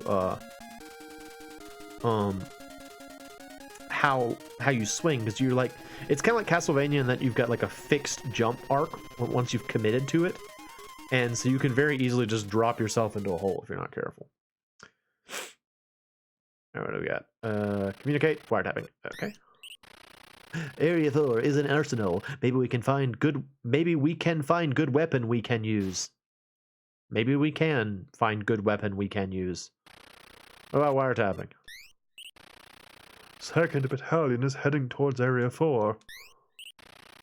Hey, if you're going to Area 4, don't forget to take a flare gun with you. Alright, so now we know that in Area 4, there might be good weapon we can use, and also we need a flare gun. So, that's helpful. You can't go down. Okay.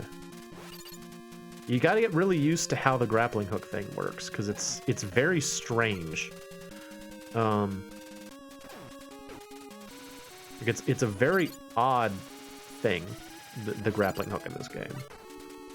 Ow. Great. Stop. Does this shut off? Yeah, I think I need to like deactivate that or something. But can I just shoot it? Hang on, maybe I can just shoot it. Oh, yeah, there we go. Oh, gentlemen. Hi. So I think these little like things they drop are supposed to be like bullets, but it's not for like refilling your gun. It actually just gives you health. Very odd that. I never really fully understood what was going on with the healing bullets in this game. Oh, geez. Okay. Well, I want that, I guess.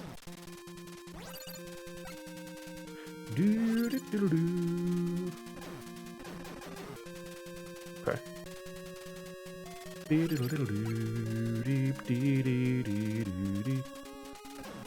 supposed to ignore all dangers and head to the open door.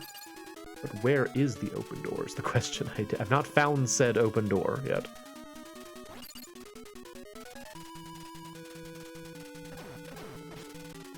Mm-hmm.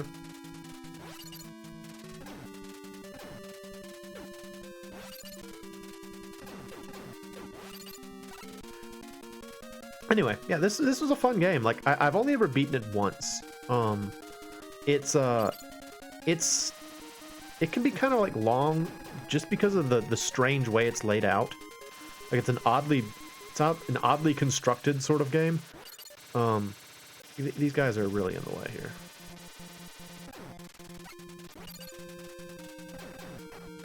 Ow! Doggone it! Ugh. And I'm all the way back here. Boo. Boo. Like it's one of those kind of games that like has like an adventuring aspect because you have to like find items to use and stuff like that, and it's got like this odd kind of awkward gameplay. It's its own thing. One of those kind of fun experimental games from the NES that I'm so fond of. I love how back then a lot of people were like, let's just try like a weird concept. Did I go down over here? I don't think I did. Yeah, there's a platform down here. Yeah, what's over here? A door that opens and then nothing happens.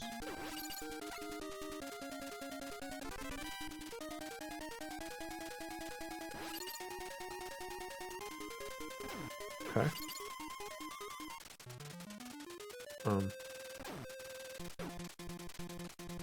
Well, there's ground down there. I know that much at least.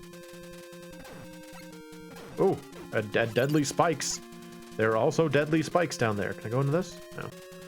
I think the only doors you can go into are the ones that are completely open, so.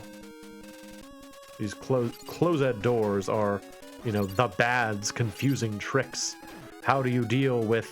How do you deal with a closed door? How does it work? Bads? I don't know. I don't know how they operate these mysterious devices. I also think it's very funny that ostensibly those like bazooka guys just kind of like they have a bazooka just to hold because they immediately throw a grenade instead. Seems a little odd.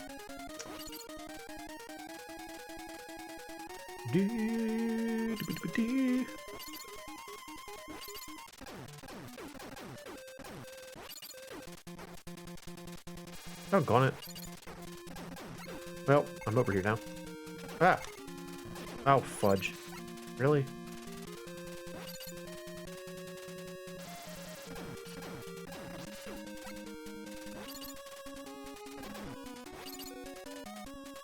No.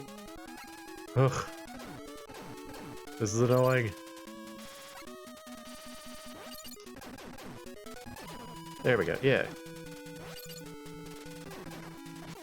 Well, doggone it! That's the exit! Did I get... Yeah, I gamed over. Boo! I want to do it again. I don't want to stop yet. More. Yeah. I got absolutely... Shut up, guy. I know. Yes. Okay, we'll move. Do all that again. Boo. Descend. Yes. Yes. Doo-dee. It's funny how many, like, military games there were by Capcom during this era, isn't it? Well, not necessarily by Capcom. There was actually a lot more... I feel like there were more from Konami than Capcom. But, like, growing up, my friend who lived up the street that I've talked about before, the guy who had, like the Sega Genesis, when we were kids, we used to play Jackal all the time. And the only reason we played Jackal was because... his dad had bought Jackal. Like, Jackal, if you don't know, is an NES game that's like about like Jeep combat, I guess would be the best way to describe it. You play as a Jeep and you fire on enemies as a Jeep and throw grenades as a Jeep. And it's like a really, really fun game, but definitely not the kind of thing I would have bought on my own. So it's always fun when that kind of thing happens and you're like, oh, this is a game that my friend's dad had. And you're like, oh, that's cool. Your dad's game. You know, it's like if it's your friend's dad's game, it must be important. Oh, wait, it's closed. What? Oh, I have to communicate? frickin' lame, man. Fine, back I go. I didn't realize I had to go to the communication room. Just thought it was, like, advisable to go there. Didn't realize it was mandatory. Hello, it's me. I'm a comms. Uh-huh. Shut up.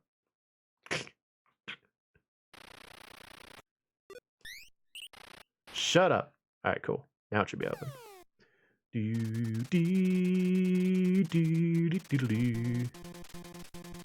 Come on. No. Guy. He's gonna jump it. Alright, he's gonna shoot. He's just gonna test to see if his gun still works. Fire a single bullet the wrong way. Seems reasonable. So is this guy actually bionic in any way? He just sort of seems to be a guy that has a grappling hook. Seems like he could very easily have just been called Grappling Hook Commando. He's got like a grappling hook and like a bazooka. Seems like that's all he's really got going for him.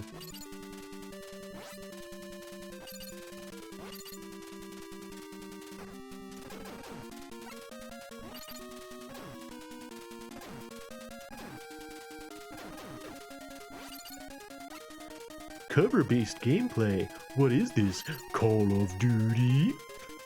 That Call of Duty thing? Call of Duty is one of those like military-themed games that I'm just sort of like, eh, they're all the same. I don't know anything about them, but they're all the same. That is a terrible thing to say. I don't know anything about them, but they're all the same. That's like prejudice in like wrapped up in a bow, you know? Prejudice against games. What do we got? Yes. Comms. Yes. Go to Area 4. We might find a weapon we can use. Wiretap. Area 4 needs flares.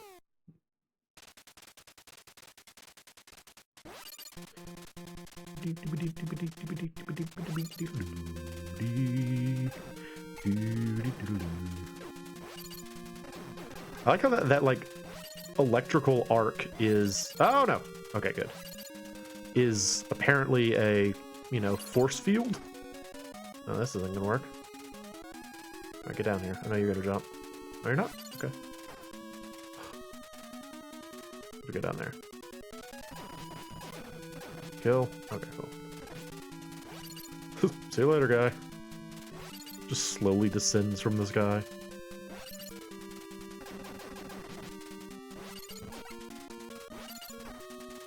Oh, no. Oh, doggone it! Nuts! Oh, it's dumb. Fine, I'll do it again. Oy vey. I don't know, the music has this like particular sound to it, which is kind of cool. I don't know how to I guess like serious maybe would be the best way to describe it. You know, feels like you're on a mission, an important mission to prevent the revival of Hitler, which is literally what this game was about originally. It's hard to believe, but that was a thing back then.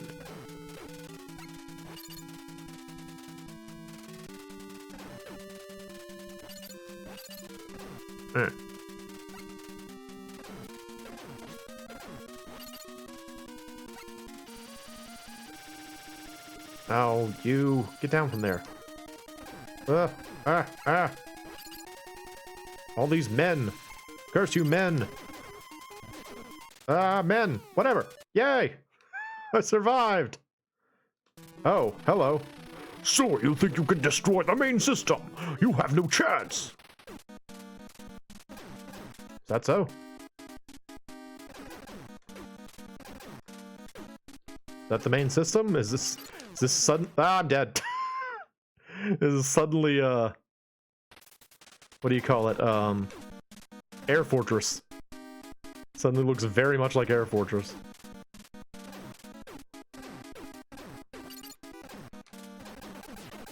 Ha! What if I shoot your main system? What now? What will you do if I shoot your main system? Ha ha ha! Ha ha ha! Ha ha ha! The Riddler versus Communist Hitler! Look at me! I'm so bionic! I've obtained energy recovery pills. Alright, so now is the first point at which we can choose where we want to go. I want to go to 13. I want to descend. Aha! Now I have an item I can use, but I won't. Oh, this is a neutral zone. Cool thing about the neutral zones, if you fire your gun at any point here, you will be completely attacked.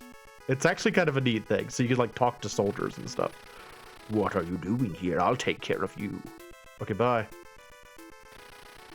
Super Joe. I'm sorry, but I don't know anyone named Super Joe. Okay. It's in here. Oh. Look at this exciting room. Hello, other bad. Bad, I want to talk to you. Excuse me, you're a bad, right? I want to talk to him. I can't, though. Hello, friendly. Nope, I can't talk to anybody. Nobody wants to talk to me.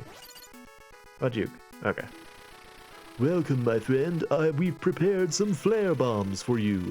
You will need them in Area 4. Push start button to use them. Oh, lovely. So I did need to come here, I guess.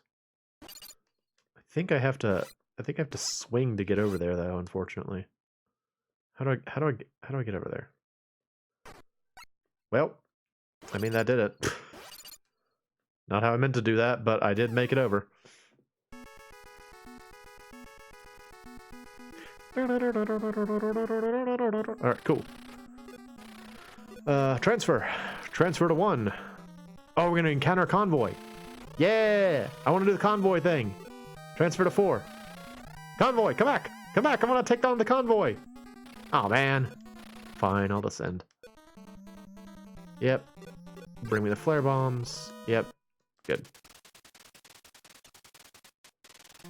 So if you get the convoys, you can actually like have like a little overhead battle against them. It's pretty cool. And that's why you need the flare bombs.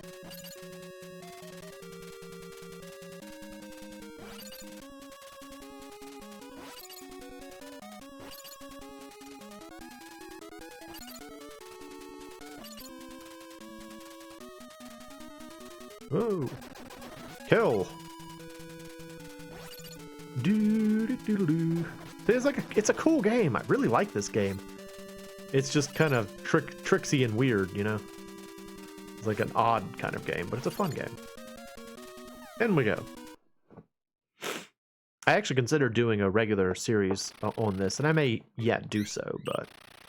This is M8. Use this communicator in areas 1, 4, and 5. We had to hide the other 3, which you must find.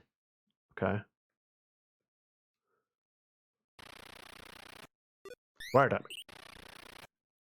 He's too strong for us. Try to get behind him. What? Okay.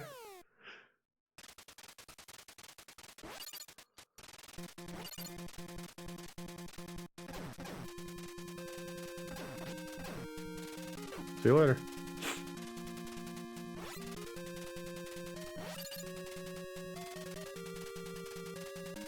Okay. Oh man, too high. Whoa. Nope, can't do that. Gotta swing. Oh, ooh, that's scary. Huh. So like in any other game, you just like jump over there, but if I walk off this, I'll fall straight down, and there's probably spikes down there. So I want to go up.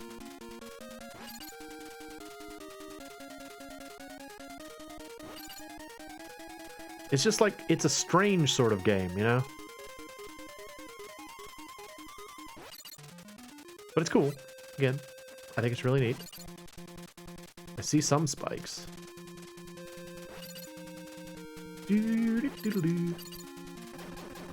I'm curious if anybody out there has played this game before.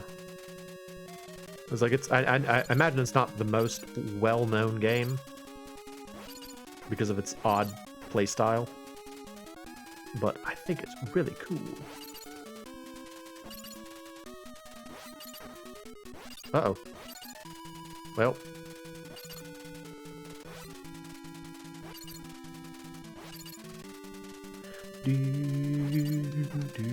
No.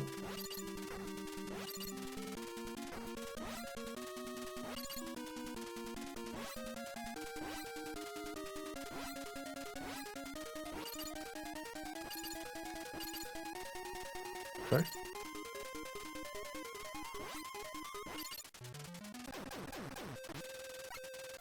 Did it. Hooray. What's this? Oh no! You're a fool if you think I'll let you have any weapons. Prepare to meet your doom. Oh, this is the guy. He's too strong. We have to get behind him.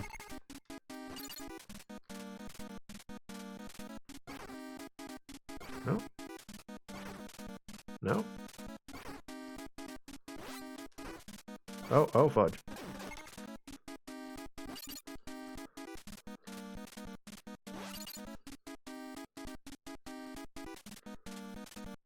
How do I get behind him, actually?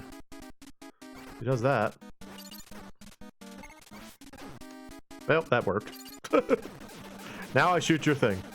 Now I shoot you. I just out-endured him. Get out of it, you! Yay! I blew up the thing. So cool! Super cool and fun! We've obtained wide cannon. Oh. Alright, let's transfer to 15.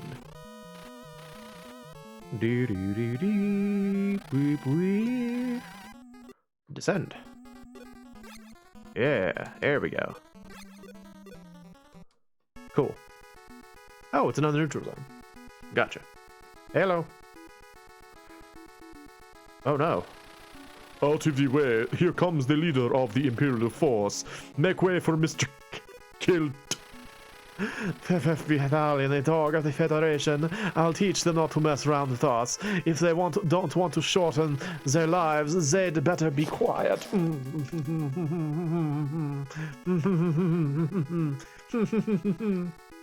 Goodbye. See you later. See you later. Like, I get what they were going for. You know, they were trying to, like, create this idea where you had these, like, tense moments where you have to, like, deal with the enemy in, like, a neutral setting. You're just like, oh, I want to shoot this guy. He's the leader of the bad guys, but I can't shoot him, kind of thing. But it's also a little silly. So, why can't I get past this? Huh. Okay. See you later. Can't go over there for some reason. Alright, so let's go transfer to 5. Oh yeah, meet with enemies and descend. Yay! Yeah, okay, cool. So it's got like this overhead part. So what's interesting about this game that I didn't know when I first played it is that this game is a reference to Commando. So this is supposed to be like a sequel to the arcade game Commando, which played more like what you're seeing here. It was like an overhead, top-down kind of game. And so I think the idea is that this is supposed to be like you're playing as the Commando now rather than the Bionic Commando. See if I can still do that.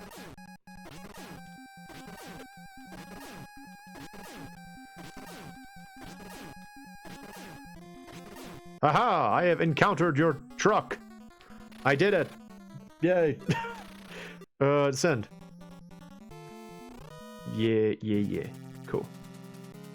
Oh. This place looks scary.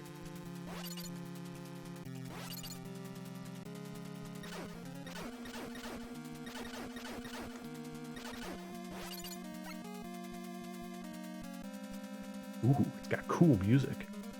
I'm guessing I probably have to go up, yes?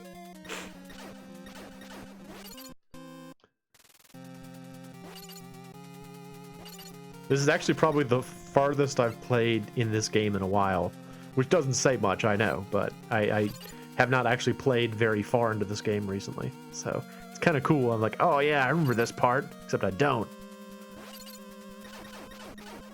Honestly, it's gonna sound silly, but one of the most iconic things in this game are these like searchlights, because like one of the first things you have to like climb on in the first level is like one of the searchlights.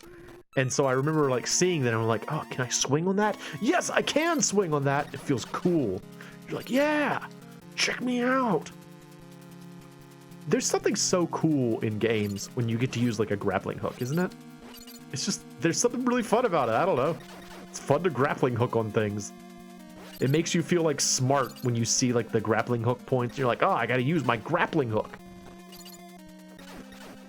I'm so smart. I figured out that I need to use my grappling hook. Yes. These are the kind of things I get excited about in video games. Oh, I figured out to use my grappling hook. Use the comms tower. What's up, comms tower?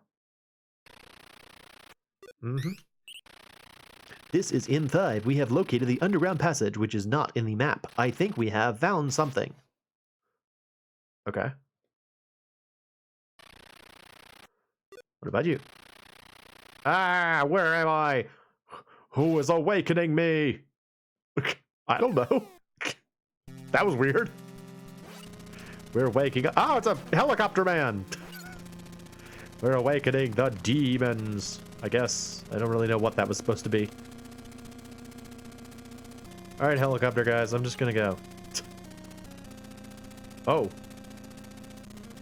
Ooh. Is it shooting knives or is it shooting bullets? I can't honestly tell.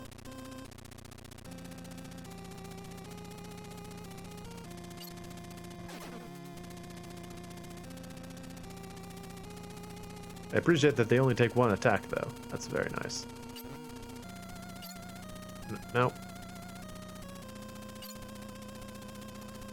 Too many objects on the screen right now. Helicopter men, please.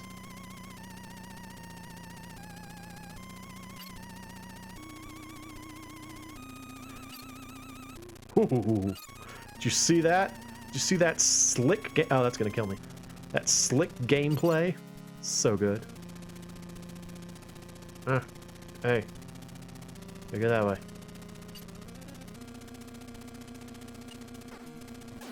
Ah! Garbo! Ugh.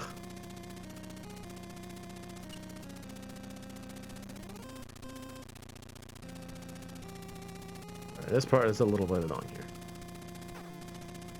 Ah.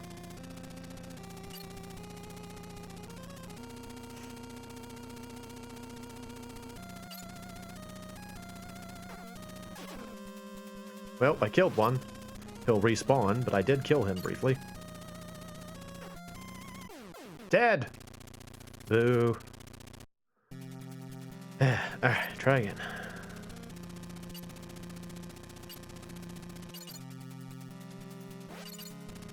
Nope. Oh, nope. Ow! Helicopter men are so annoying. Get out of it, helicopter man. Whatever. Yeah, kill the helicopter man. Ooh, I want that. Yeah. Whoa, awesome. I'll take it. Look, I have POW now. POW now, brown cow. Oh, well, we're off. It was fun while it lasted, though.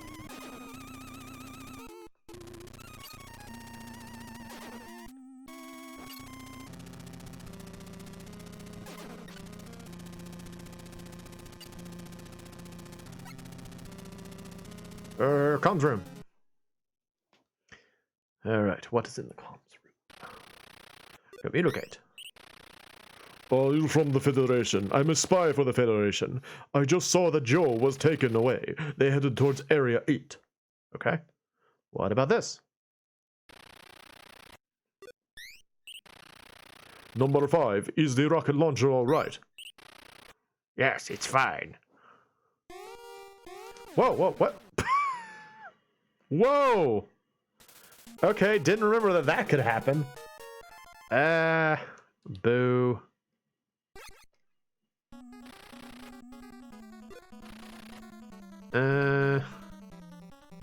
We're at 2 hours. I'll go ahead and stop there. So anyway, that's Bionic Commando. It's a fun game. And again, I might play it in the future on either streams or on my regular channel, but we'll see. But I will, as I said before, I will be out for Thursday. I might come back on the weekend. It sort of depends. We'll see. But oh, actually no, I will be back on the weekend. I should be back on Saturday. So I hope you'll come back and join for that. I'm the MoeChicken. This has been Final Fantasy 2 and then Bionic Commando. And thank you for stopping by.